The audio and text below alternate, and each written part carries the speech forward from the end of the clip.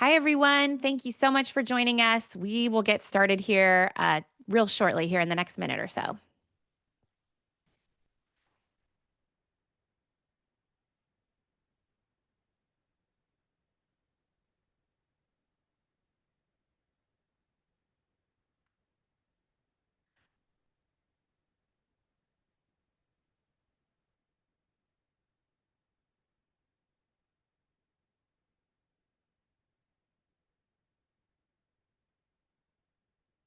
Okay. Can you guys see my screen okay?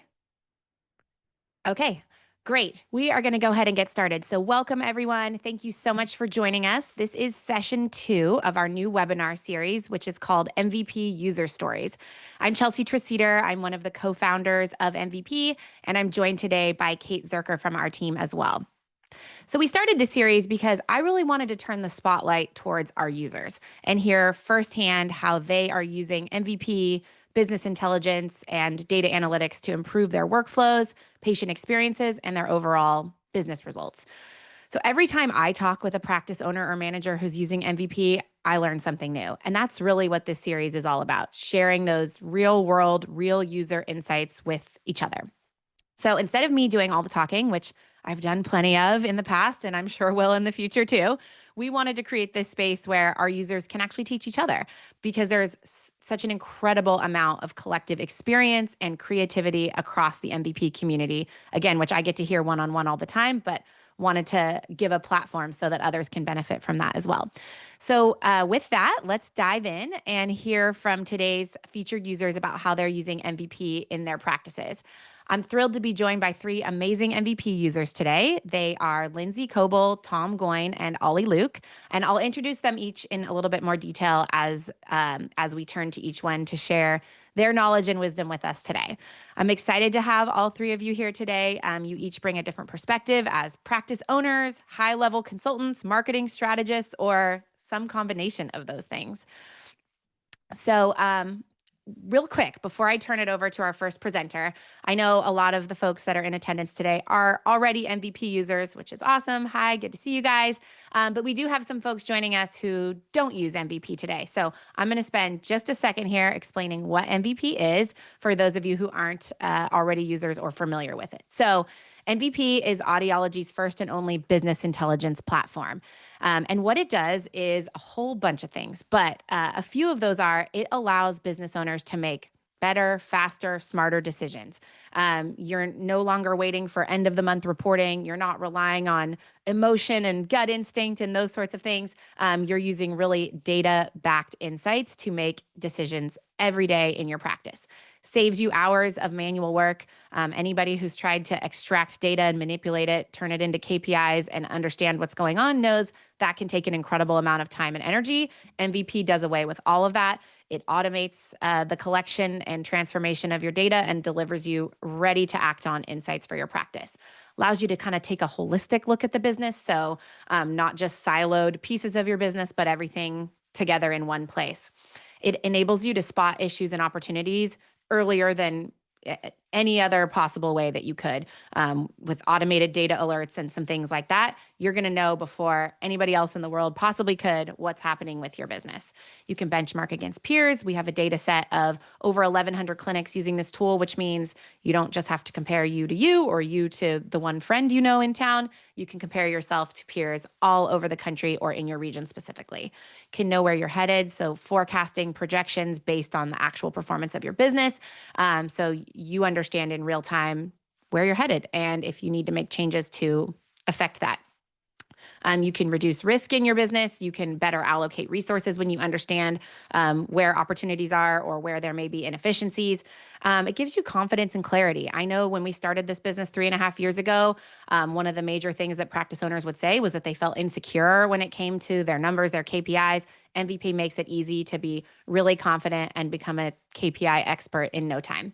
And finally, for those of you who are looking to grow your businesses, that's tough. And a tool like MVP is going to enable you to scale and add locations and add providers and add services and product lines and things like that without it feeling chaotic and confusing, but having, again, real insights to support those decisions. So Not going to do a demo today or anything like that.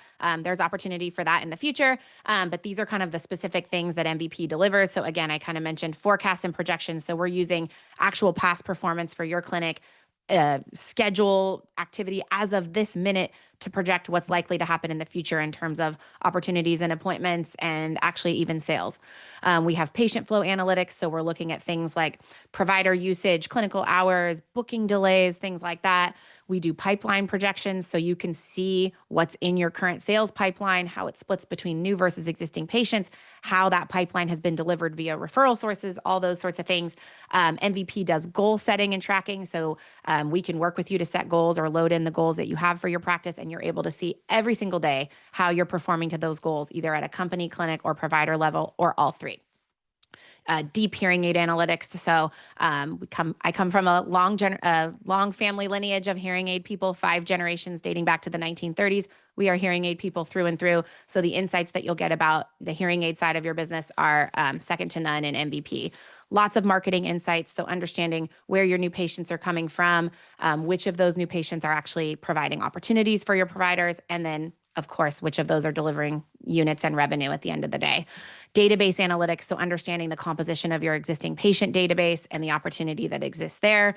We offer monthly recaps, which can be really great for one-on-one coaching sessions with team members or team meetings, benchmarking, like I mentioned, to see how you compare to practices that are similar to yours in the country or in your region, market share and penetration rate statistics. So understanding how much of your current market you have already captured and where there's opportunity to grow. And finally, MVP Insights, which is our suite of tools that includes things like data alerts that come as often as daily, depending on the activity in your practice, to notify you of significant changes in near real time, weekly and monthly summaries, and language-based insights. So even taking the data and turning it into plain language insights about what's happening in your business. Okay, so that's my quick summary of MVP for anyone who's unfamiliar. We'll talk at the end about how to see more of it if you're interested. But with that, I am going to introduce Dr. Lindsey Koble. She earned her Doctor of Audiology degree from the University of Illinois after completing her Bachelor of Science at Purdue. She began her career as a clinical audiologist with ENT Associates, gaining extensive patient care experience, and later worked for the hearing aid manufacturer Signia, where she developed a deep understanding of hearing technology and industry operations. Combining her clinical and corporate expertise, she founded Audiology Always a few years ago to provide comprehensive, transparent hearing healthcare to her community. She is also one of the founders of the Indiana Audiology Coalition. So with that, I am going to turn it over to Lindsey. Thank you, Chelsea, and thank you for having me. I am going to share my screen and let me know when you guys can see it. Looks good. Looks good. Okay, so thanks, Chelsea, for the introduction. I'm Dr. Lindsey Koble. I opened my practice in April 2023.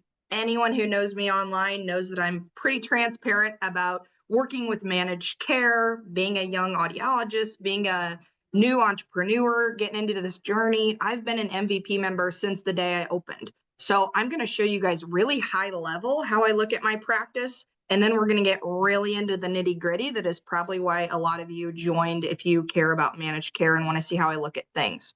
So we're actually going to start at the bottom of my screen. This is my home screen. We're actually going to start down here at market share. So in this market share tab, you can formulate it by zip code. So up here at the top, I put in my zip code. I am in a pretty rural area of Indiana. So if you look here, the closest thing to me is Fort Wayne. Fort Wayne's about 15 miles away. As we scroll down, I just want to give you the gist of what my practice is like. So my practice is in Auburn, Indiana, population of about 19,000 people. When you look at the other cities, you know, really in the 10-mile radius, I'm working with about 50,000 people. On this screen, one thing that I like to look at is where is the private pay coming from? So the big kind of private pay segments, they just kind of stand out here. So when you're looking at future marketing ideas or what market should I do a senior seminar in, what market should I do physician marketing in, Leo and Huntertown, Spencerville, those would be kind of the big ones that I'm missing the mark on maybe some private pay opportunity. The other thing you can do here is click market details. We're on market details. Let's go back to demographics. So when you look at demographics here on the demographics tab of this screen, you can look at the 65 plus population, what I really like to look at is household income. So again, on that other tab, when we were looking at market details of where is the private pay coming from, it lines up with Leo and Spencerville and Huntertown have the highest household income. So when I'm looking at, like I said, projecting marketing, I love to come to this tab because it gives you so much information about who is in those communities. On this tab, right up here at the top, you can click this Medicare Advantage report, and it is so interesting to me. So I have already opened it on my screen. Did that change screens? Yep, we Yes, can see it. perfect. So what I like to look at here, we all feel like Medicare Advantage is just growing in our communities. This just kind of keeps me in check with the patients that I'm working for. So up here in the top left, you can separate this by state. So obviously I'm in Indiana. The next thing you can do is you can drill down to your county. So I am in DeKalb County. So we're going to separate by DeKalb County. That zones me in. The DeKalb County is about 66% Medicare Advantage. So when I was trying to decide who my practice wanted to be from the beginning, I wanted to serve as many people as possible. And so it would make obvious sense to try to work with Medicare Advantage plans. When you look here over here to the side, you can see back in 2017, it was about 44% Medicare Advantage. I was still practicing clinically at that time. I kind of felt that. Then I was a rep kind of in this middle time frame. Now I own my own practice. So that's what we're working with. The other thing I like to look at here is you can tell which plans are the most popular. So definitely I would agree, United Healthcare and Humana, we see the most of. This Elevance Health is the Anthem Advantage plan. So some growth, but actually some reduction in some plans in 2025. So then if we kick it back, that's my market from a high level. So then what I like to look at, again, from the bottom up is benchmarks. So what I love about MVP is they take my practice and compare me to other like-sized practices that are 2.25 providers. So two of us work 4 days a week. One of us works 3 days a week. So we're kind of this part-time hybrid approach. But what I like to look at most here is down at the bottom, you can see where we're at with our revenue. So we're in the lower, 25 percentile of revenue compared to like-sized practices. So that shows how much opportunity we have for growth. When we look over here to the side of these KPI benchmarks, you can tell our big deficit right here, monthly hearing aid revenue, that's private pay patients. We're about 50% less than other like-sized practices. Then you look here at our monthly TPA revenue, we're nearly 500% more than like-sized practices. So that puts things into perspective. Then as we kind of jump up the side here, let's go up here to goals. So I like to be competitive and look at benchmarks, but then I also like to keep my sanity and have goals to make sure that I'm on track with what Lindsey cares about. So if you guys use MVP and you have not set goals, make that a quick meeting for 2026 because it really, what is important to Lindsey? How much did I want to grow year over year? And this makes me feel much better that I'm not in the 25th percentile of Lindsey's mind. I'm kind of right on track with where I wanted to be at this point. So then let's jump back up here to the home screen. So when we go up here to the top to the home screen, what I love is this screen in my mind, whoever designed it did a good job putting the right things in the right place. So up here in the top left, I know based on my goal for the year, I need to make about $16,000 to $17,000 a week to meet my annual goal. I also know I need to make about $3,500 a day to meet that annual goal. So right up here in the top left, those numbers are right in my face every day, right when I log into MVP. What I also like to look at is this slider here, this revenue by month. If I slide that all the way to the side, I can see 36 months from when I opened my practice. So I opened my practice April 2023. I hired my first audiologist in 2024. All she does is VA testing, but she took that off my plate. Summer of 2024, I hired my second audiologist who started doing hearing aids. I have one on maternity leave right now. So come 2026, all three of us will be doing hearing aids, seeing hearing aid patients. So I expect this to just kind of grow. I love to see trends. And so we're on this kind of slow uptick here. These kind of October forecasts I love to see our monthly forecast. Like Chelsea said, they have so many prediction measures built in that can give you a good idea, a quick snapshot of, are we on track or are we falling below where our goal is for the month? And same for the year down here. Now let's get into the nitty gritty. So when we go here to the KPI center, my favorite thing about this KPI center tab is right here. You can see this is our total revenue for the year. These are my actual numbers, full transparency here. Over here to the right, hearing aid revenue, that is our private pay hearing aids. Down here, this non-hearing aid revenue is everything else. And so I like to know, where is our money coming from? So when I drill down into that, I can separate it out by type. And so of that 400,000, 217,000 of it is coming from TPAs, our service, tinnitus treatments. We're getting into hearing conservation, some veteran exams. So we kind of have this wide net of a little bit of everything that we do. That gives me a good idea. I think we have a real opportunity going into 2026 where that service should continue to go up, probably exponentially, with how much money we make off that service, and tinnitus as we grow in that space. So then if you back out of here, let's go to the sales tab. So on the sales tab, what I like to point out here and what I like to look at is our existing patient revenue. So we've been open 2.5 years. I expect year over year that existing patient revenue, we should start making more money off those patients as they upgrade. If not, we're doing something wrong with how we're treating our patients. So I like to point that out. Over here on this effectiveness tab, one thing that is glaring to me is the revenue per hour. And so our revenue per hour is going down year over year.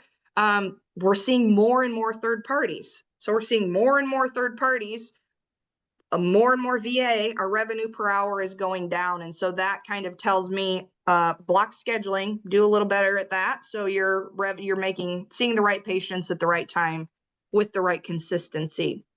You know, our return rate's super low. We see a ton of third parties. Patients are generally happy with our care, but I always like to keep an eye on that. You can drill into that to see what provider has a higher return rate. So all of these things you can get into a little bit more. This managed care tab, let's talk about this first. So let's talk about the red first. So the managed care TPA fee, you can drill into that. And so over here, you can open it up by TPA company. So when you look by TPA company, that's telling me my average per device ASP. So for an example, if you do hearing care solutions and you find you're doing mostly the lower end of those patients who want the free device or the cheaper level device, you really have to look at, are you making money there?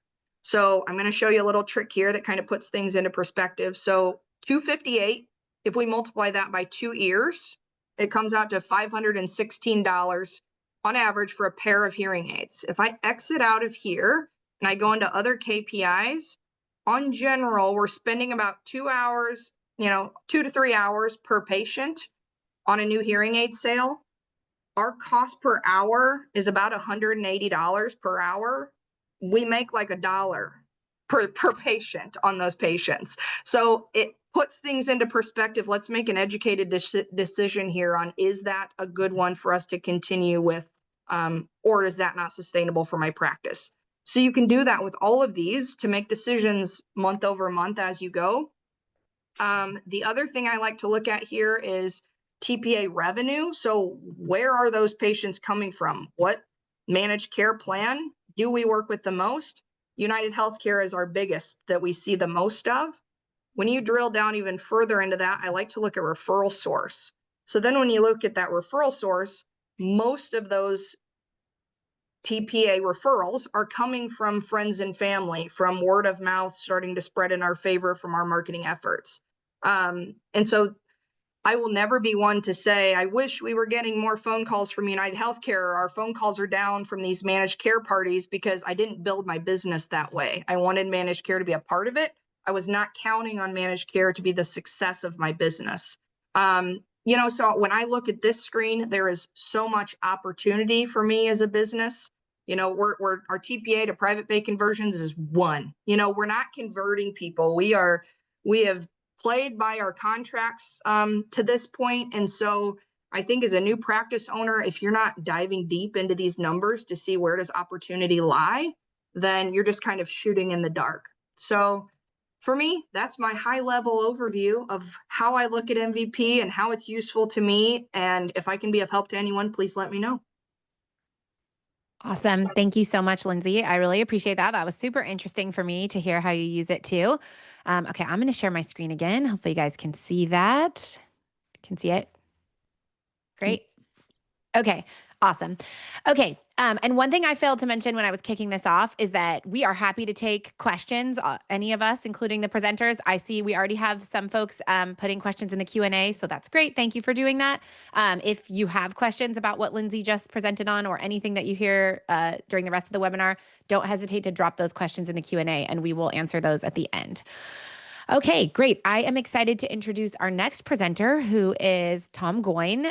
Dr. Goyne is the Chief Audiology Officer and proprietor of Aberdeen Audiology, which is a leading multi-location private practice in the Philadelphia suburbs, known for its comprehensive care in auditory processing, tinnitus, cochlear implants, and vestibular services.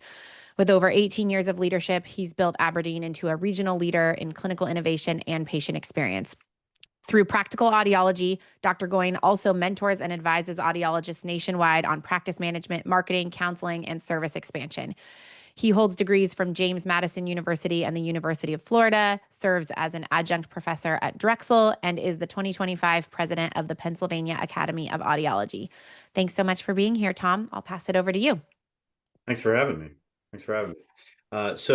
I'm going to highlight some of the things I look at both from my practice, but also when I'm working with other practice owners in an effort to help them get their practice to where they want to go. For a lot of years where I was either running my own practice, helping other practice owners, as Chelsea sort of said as she was introducing us all, you're sort of guessing with things. And I would ask practice owners, well, hey, how's your practice going? Well, pretty good, and then you'd find out later maybe it wasn't. Or just within my own practice, I feel like we're not getting as many physician referrals as we should, but I'm not quite sure. Should we do some physician marketing? So when MVP came out, and I started using it a few years ago, I've lost track of time. It just amazed me how quickly I could get information that would take me hours to figure out before, with just a few mouse clicks. So I'm going to go through some of the things I look at a lot, some for my practice, some for the folks I work with. Kate, I believe, is going to drive the car here. The first thing I look at, it's kind of funny, Lindsey seems to work her way from the bottom towards the top. I tend to go from the top towards the bottom. I start out on the home tab, and one of the things my eyes go to immediately is the annual revenue, both what it's been to that point in the year and what it's projected to be. And I have a couple of reasons for that. One is, I'm a little competitive. I want to know, am I doing better this year than I was doing last year? It's sort of the same as my golf game. Am I shaving off strokes off the handicap, or with my practice, am I growing the practice? And so it's being a little bit competitive with myself, but I'd like to see that things are growing, and I like to see what things are on pace for. And so, that box in the lower right does a great job of doing that. But there's another reason I look at this, both for myself, practices I work with. Probably for many practice owners, their most valuable asset is their practice. And for a lot of folks, it's probably going to fuel their retirement someday, assuming you're somebody who's going to retire. And a practice's value is directly tied to the annual revenue, over the course of a year or 3 years or 5 years. And so don't get me wrong, it is not an exact 1-to-1 ratio. If you have a, what is the fictional practice doing here? 6.5 million. It's not like that means the practice is worth 6.5 million, but that revenue number and the practice worth are correlated. So, part of it is sort of a competition with myself, sort of a thing. Part of it is gauging what trajectory the practice is on. And then another reason I look at that is just to, kind of see, all right, what's the practice worth? Since it's my most valuable asset, and probably the folks I'm working with as well. So I look at that quite a bit too. Also on this screen, I will toggle back and forth between between revenue and payments. And so, in this case, this particular practice, this fictional practice, looks like their revenue and their payments is pretty much the same amount, which is good. I find a lot of practice owners don't always understand the difference. And so just so we're all on the same page, revenue is a measure of your productivity, what you've billed for, what you expect to bring in. Payments is what you have actually received. That is money you can actually spend on payroll, equipment, reinvesting it into the practice, whatever. So, and if those numbers are gigantically different, which sometimes I work with practices where you discover they are, you find out they have an accounts receivable issue, or maybe they have a billing service that's dropping the ball on billing, or something like that. So it's at least a warning sign to start digging a little bit deeper, and see, all right, what's going on? Where's the money at? The next thing I look at, both for my practices, folks I work with, is conversion ratio. I think, let's see what it is here for the fictional practice. Yeah, you click on effectiveness. And so, okay, so this practice is doing great. Their conversion ratio is, let's just say 70%. That's very good. Most practices are around 50%. And that's just sort of, I've even some people say that's just sort of the industry standard. I would argue with that. I think it's very reasonable and very realistic to have a conversion ratio in the high 60s. And there's a couple of reasons why this is, one of the first things I look at, probably the second thing I look at in my own practice. Also by provider. I will look at it for providers within a practice. I'll look at it for it as the practice as a whole. But let me give you all a little bit of a scenario here. So I just sort of tapped this out before we got started. So a practice that has or does 20 HAEs per month and has a conversion rate of 50%, you don't need to be a math major to know they therefore sell about 20 hearing aids per month. If their average selling price is about $2,500, that means they have about $50,000 in hearing aid revenue per month. But if you take that same practice and all you change is their conversion ratio, take it from 50 to 67. So instead of half, 2/3, and this is very realistic to do, but you change nothing else, same number of HAEs, same average selling price, then the monthly hearing aid revenue jumps from $50,000 a month to $67,000 per month. So $17,000 better. And if you extrapolate that out over the course of a year, that's $204,000 in additional revenue. The practice has changed nothing. They haven't marketed differently. They haven't advertised differently. They haven't added providers, subtracted providers. They haven't, done any of that. All they did is have better communication, better conversations with patients, and it turned into a tremendous amount of additional revenue. This is something I'm always looking at in my practice. I'm always looking at ways to make sure myself and the other providers in our practice are staying above the 65% mark, if not 70. And we have conversations about it a lot. And I think it's something where I think by nature, audiologists can slip back into bad habits, doing too much testing and teaching and not enough asking questions. And if you're not careful, that conversion rate can gradually sort of go back to 50% and you're losing money. The other side of the conversion ratio, though, is, look, one of the reasons we're all in this profession is we want to help people. And so, I didn't do the math super carefully with this, but basically that same scenario that I gave a second ago in regards to revenue, that same practice is probably going to help 30 or 40 more people in the course of a year. And so even if you don't care about money in any way, shape, or form, you have a money tree, or you think crypto is the way of the future, but you still want to help people. Conversion ratio is important for that too. So that's one of the most important things I look at in a practice. Some other things I look at, pipeline.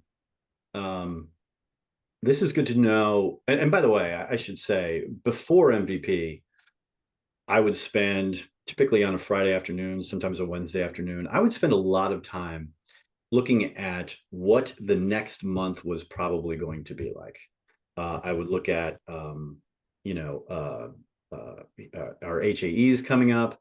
Eventually, once we added auditory processing, how many of those evaluations are coming up? Tinnitus evaluations, how many of those are coming up? And because I knew my conversion ratio, or our conversion ratio, and because I knew how many HAEs there were and all these other appointment types, I could kind of guesstimate what our revenue for the next month was probably going to be.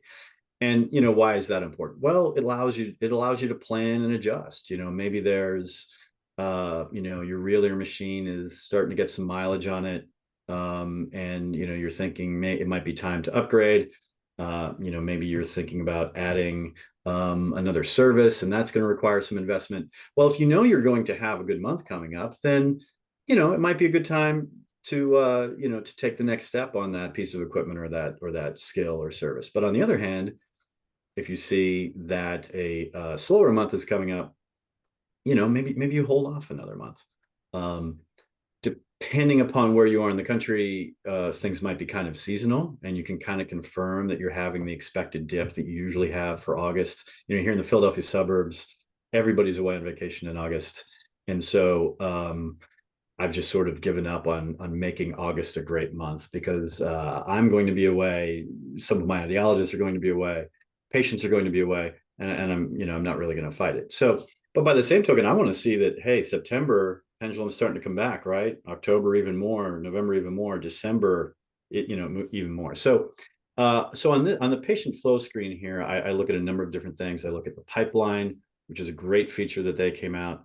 Saves me all those Wednesday afternoons or Friday afternoons. I will click on view over time. And this is just sort of a way of looking at opportunities versus units. So, for this particular practice that we're looking at here, looks like they've had a rough summer and fall. But wow, back in the spring and March, they had a ton of opportunities. And what's interesting is you can see units, or all hearing aids really in this case, private pay and third party, they lag behind opportunities a little bit. So, it's probably, I'm guessing that's late March. They had a ton of opportunities, which turned into a whole bunch of units sold and probably revenue and payments in May. So, it's interesting to see how, the opportunities that are in the pipeline are sort of a lagging indicator for units and revenue that you're probably going to have 30 or 60 days down the road. So that's something I'm always looking at, trying to figure out, what's coming, what's coming down the road. Let's see here. I also go to MVP Insights. There's nothing specific here that I'm always looking at. I'm just sort of scanning. MVP Insights, it will give you a couple of sentences that tell you, hey, this is what's happened in your practice this month compared to last month, or here's what's going on this quarter compared to last quarter. Then you can see it's just one or two sentences to digest a little bit. As I understand it, they're probably going to be adding to this, and there'll be even some more nuggets in here that might help you. For me, it's just sort of a place to surf to and see what I can learn, see what trends there might be, and see if it confirms some things that I think are going well or not going so well, or maybe illuminates some things that I didn't realize were going well or not going so well. So I think the MVP Insight screen is a very helpful one as well. If we go back to the KPI center, and what I'll often do here is sort of the bottom middle block there. I will take the revenue drop down and make that private pay plus TPA. And so when you do that, Now the purplish bars become all of the hearing aids you've dispensed, and the, what are we calling that, blue or teal line, represents the private pay hearing aids. So you may all know or remember, in MVP language, units is private pay units, private pay hearing aids. And so this is just a way to quickly scan, hey, what's the mix between private pay and third party, whether it's my practice, a practice I'm working with, whatever. And so you can see here, for instance, August in 25, this particular practice did 200 units altogether, and 186 of them were private pay. So good for them. In my own particular practice, I'm watching the third party portion of this shrink. Thankfully, it's getting smaller and smaller. Some of it is national trends. Some of it is what we're doing within the practice. But it's, it's sort of nice to see, hey, is that trend continuing? I'll be very curious to see when we get to November and December, when, the Medicare Advantage plans may or may not change. For next year, I'll be very curious to see, what our mix does. But, that's another thing I look at. It's partially gives you a sense of where revenue is coming from with hearing aids, but this also gives you a sense as to just workload too. I feel like when I was dispensing hearing aids mostly all day, every day, I always sort of felt like 25 or 30 units was probably what I could do in a month. If it got above that, I sort of felt like the quality of my work might be slipping a little bit. This is when, of course, we were a smaller practice. But so, it also gives you a sense as to, look, hey, how much work are we doing here? Like, if everyone in the practice is doing 30 units, well, then, maybe it's not a good time to do some advertising next month, because everyone might get a little burned out, or maybe it's time to hire another provider or something like that. So that's kind of what I look at on this screen. I also look at revenue per hour, by the way, while we're here. I find, particularly practices where people are somewhat part-time, or maybe where a practice has, they're a sole provider, they have a part-time front desk coordinator, they're doing a lot of admin work as well. I like looking at the revenue per hour because it gives me a sense as to, how much revenue they're generating when they are actually seeing patients, if it's somebody who doesn't really see patients 5 days a week. So let's see what else I've got on my list here of things to look at. One other thing. So my particular practice, I have 3 locations. I think I have 6 brick and mortar audiologists, several others in the cloud with telehealth for auditory processing and tinnitus. And so, and I should say, part of their compensation also comes from, revenue that they generate and that sort of thing. So what we've done with MVP's help is set up a KPI page for every provider. And so, for instance, and I think what Kate is showing there is, you can click on a particular provider. And so really what MVP is doing behind the scenes is, let's say that, who is this, Carol Hall? Let's say that she's a provider in this practice, and you want Carol to be able to see her statistics, but only her statistics. Then basically MVP just removes all the other choices within there in the provider. And so, when it's time for quarterly compensation, or when it comes time to look at their own conversion ratio, what's great is when my providers are looking at it themselves, and they know if they're starting to slip, or if they're on a hot streak. They're able to make adjustments themselves without me coming to them and saying, hey, I've noticed, last year you were in the 60s, now you're in the 50s. Let's have a conversation about how you're having conversations. So, it's a great way for them to see how they're doing as well. Because, we're all a little competitive with ourselves, and we want to make sure we're doing a good job. So I find that to be very handy as well. Let's see here. One small little example. This is nothing earth-shattering. But I'll give you another example of just something that without MVP would have taken me hours to run a report and figure out. We recently, in one of my offices, we recently added a full-time provider. She was an extern with us, graduated, added her as a full-time provider. And since we added her, her schedule and mine has been a little sparse. There's been a little bit too much white space, you might say, on our schedules. And there was a part of me that was thinking, are we slower, or is it just because we now have, more bandwidth? It just, how are we doing here? Are we slower than, or is it just spread out amongst two different audiologists? And so what I did was I went to the KPI screen, the patient flow tab, and chose some custom periods to sort of sort it out. And what I found was that we actually had way more appointments in September of 25 than we had in September of 24. So while I was feeling like, wow, maybe we're a little bit slow here, are we keeping everyone busy enough? Should I be playing more golf? We looked at the number of appointments. We saw the number of appointments was actually up. So it's really just more a matter of, we just sort of need her schedule and my schedule to fill in a little bit, and it will as the fall wears on and things get busier. So I realized I hopped around here a little bit. I probably kept this a little bit higher level, big picture than some people might get into. That isn't to say you can't get into some useful minutia in here. But those are the things I look at, 10 minutes every day. This is what I open up. This is what I look at. Just get a pulse of things. It's somewhat like, back on the first screen with payments and revenue. That's sort of like looking at pure tones. They tell you a little bit about someone's hearing. It doesn't tell you everything about their hearing, but it gives you a sense, right? It gives you a sense. And so that's what I'm looking at with some of these things. So I'll be hanging around and ready for questions towards the end. Awesome. Thank you so much, Tom. That was great. I really appreciate it.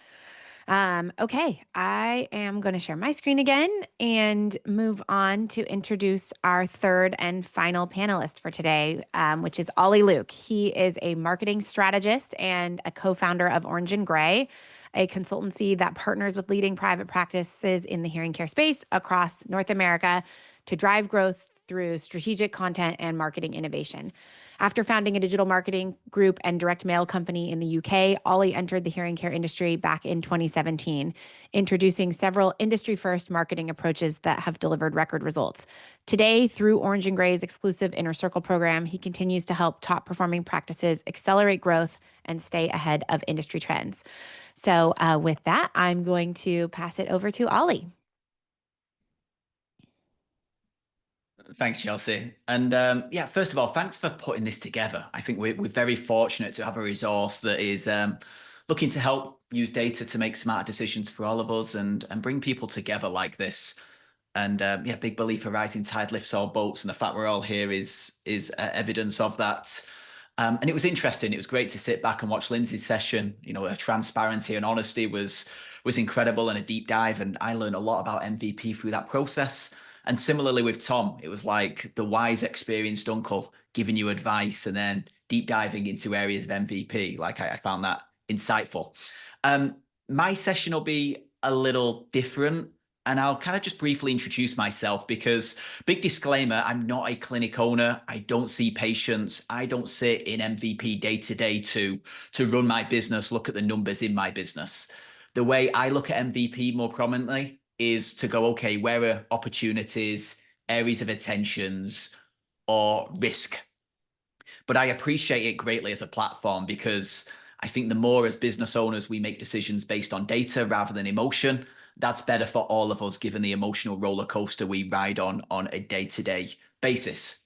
And when I look at MVP predominantly when I'm working with, let's say, a new practice, the way that I test the vitals is almost through 3 C's. It's around clarity, conversion, and then continuity. And I'll start with the clarity. And fundamentally, this is around clarity of patient. Because as it stands, how most practices marketing works is somebody finds their website, they make an inquiry, they schedule an appointment, they're presented with a solution/treatment plan, etc. And then, as Tom mentioned, that percentage is so key. The percentage of people that say yes and progress with treatment is always very, very telling. And this is one of the first stats that I go and look at. Now, I'm sure there's a quicker way to look at this, but I look at this because I think it quickly gives an indication to where core issues / opportunities / levers that you can pull exist. And the area I go to this, and I think I've just discovered in the previous session, a better way to get to this, is I always go to monthly recap. I want to segment it just to new patients and really get to understand how many opportunities, how many converted. And in this instance, 187 opportunities, 108 converted, 57.78%. And fundamentally, the reason I look at this is the stat is low. It suggests there's an area of attention. And it's always kind of one of these three areas that I find. And it was interesting to get that number from Tom then. You mentioned about 60s to 70%. I think if the conversion isn't 60% plus, it's one of the three Ps, right? It's a people problem, a pricing problem, or a positioning problem. It's either the wrong person, you've got to change the person, or change the person, right? You've got to train them better or find the right person for that position. It's either a pricing problem. Confusion creates procrastination. How do we simplify and make it easier for people to say yes? Or the most common thing that I see is potentially a positioning problem.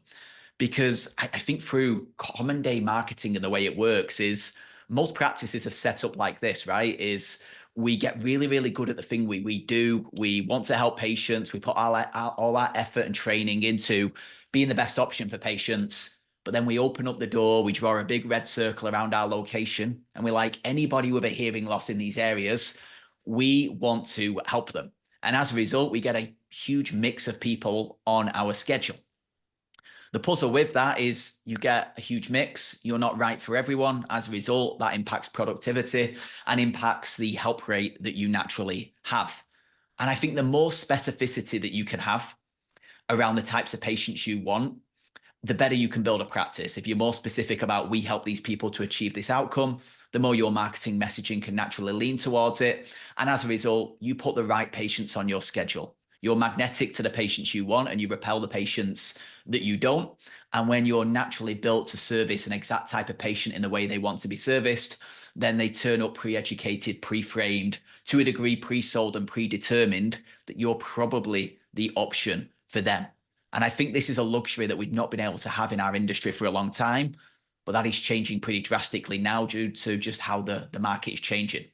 With the silent generation that we've predominantly serviced over the past 20 years, being a very unique generation, given they were born between 1923 and 1945, growing up during the Great Depression, World War II, and knowing that we create our view of the world before the age of 7, a certain set of beliefs that is naturally instilled into them that make them buy and hold, naturally be very tight in terms of the purse strings, etc.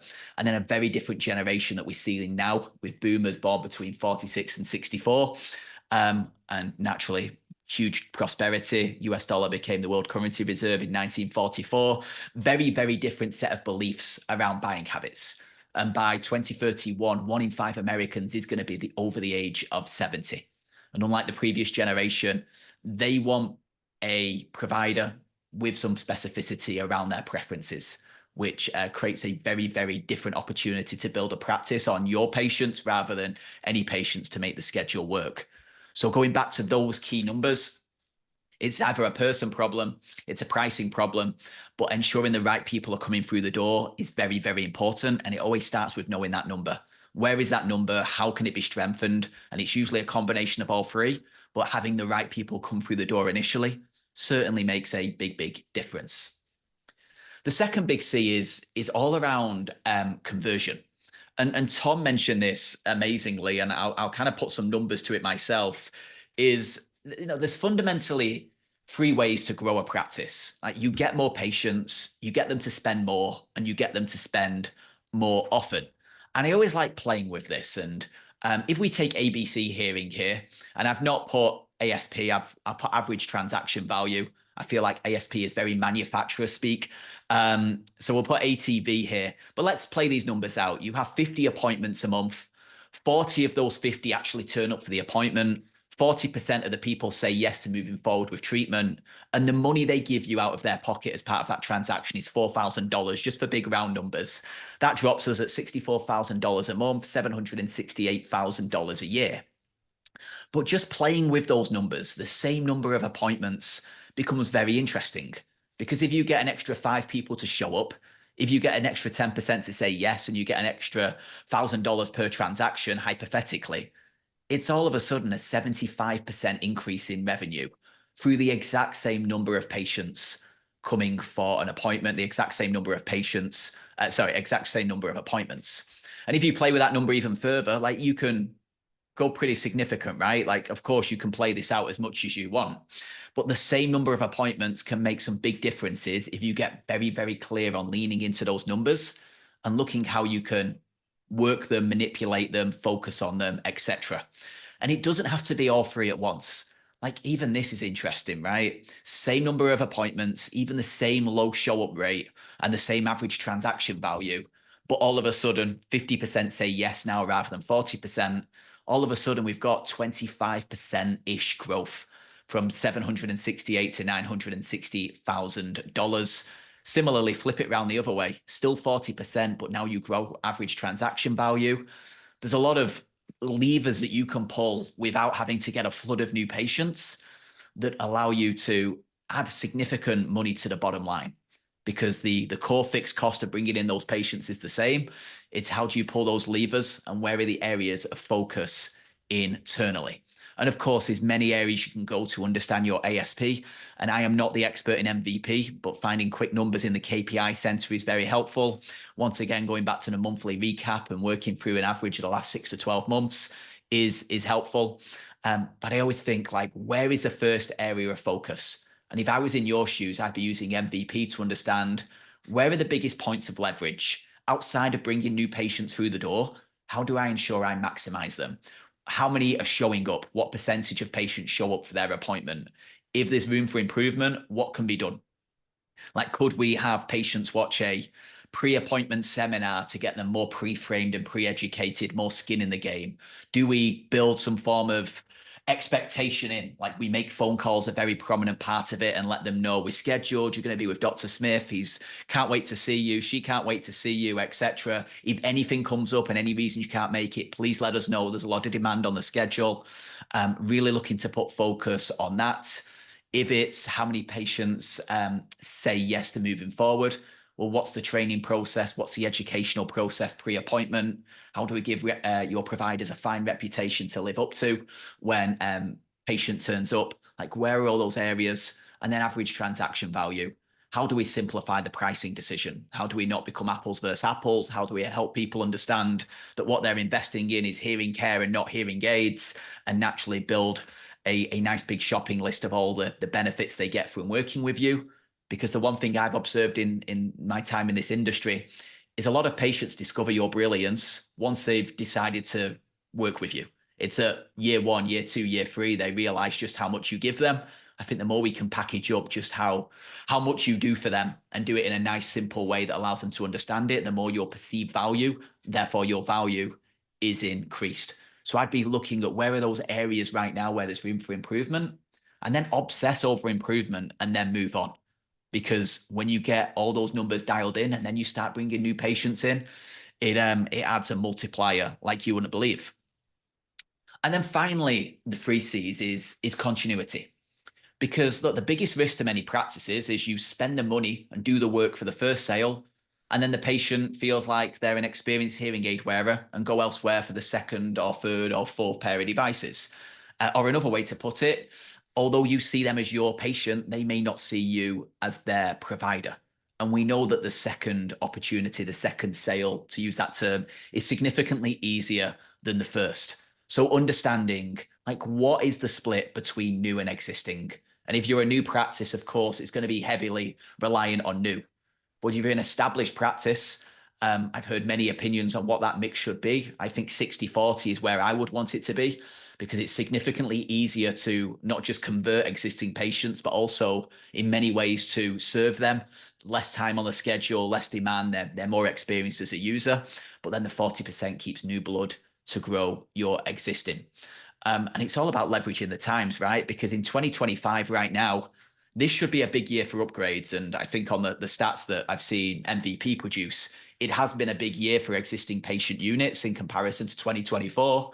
And it makes a huge amount of sense because we're on the 4-year anniversary of 2021, which had that pent-up demand from COVID, and was a great year for a lot of practices due to 2020 not being a year we could get many hands on patients. So that beautiful 4-year anniversary right now has put a lot of demand on 2025 and should do the same for 2026. But to summarize and just give us a few minutes to answer any questions, is I look at MVP very differently. I'm not in it to understand the stats and numbers of my business. I look at like, what are the big numbers? What are the areas of opportunity? But like, what percentage of new appointments say yes to treatment? And can you dissect that? Is it a people, a pricing, or a positioning problem? Is it potentially all three? Is conversion a problem? And where are the dials that you can turn to grow the core numbers without new patient flow? How do we increase the number of patients that turn up? How do we grow average transaction value? How do we grow the percentage of people that say yes and want to work with you? And then that new to existing patient flow, where should the focus be to ensure that you're naturally leveraging it and ensuring that that existing group don't end up in a position where they may bounce elsewhere? And how do you keep your hands tightly on them and leverage them in a way where they see you as their trusted partner for the long haul? But that's my 2 cents on taking some of the key numbers and looking at how you can utilize them to spot marketing opportunities and areas of risk. Great. Thank you so much, Oli. It's really interesting to hear how different audiences for MVP use the data in different ways. They're all great, but just really cool to see the differences. Okay, I have one more slide I'm just going to pop up here as we close out, and then we do have a number of questions that have been asked, so I'm going to get to those in just a second.